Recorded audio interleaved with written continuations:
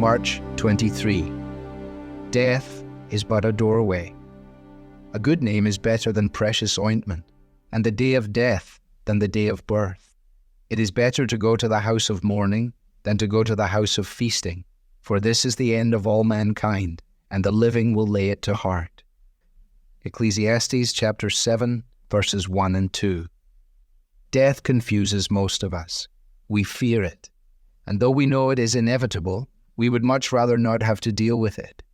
We seek to isolate ourselves from its reality, turning the music up to drown out the ominous silence that accompanies it. Our denial is understandable. Death is the hardest fact of life to face.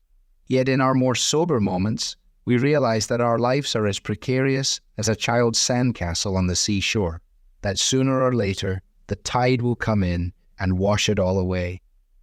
As with all of the issues it addresses, the Bible aims to reorient our perspective on death.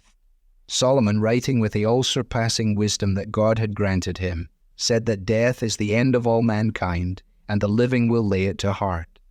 Likewise, Moses tells us that a heart of wisdom comes from our contemplating our limited number of days on earth, which end like a sigh.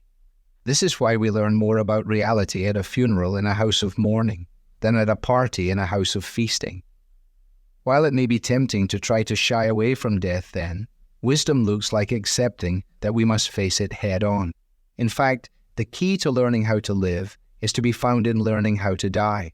We will never know the reason for our earthly pilgrimage until we've come face to face with the fact of death, for it is death that lies at the end of every path. Without considering our death, we'll end up like the one whose tombstone reads, "Here lies a man who went out of the world without knowing why he came into it." Such is the lot of so many who spend day after day after day separated from Christ, having no hope and without God in the world. But if by faith God has made you alive together with Christ, then you have already passed from the domain of death to the land of the living. You can say with Paul, "Thanks be to God, who gives us the victory through our Lord Jesus Christ. For you, death is no longer an end that you must dread, but the doorway to fullness of joy."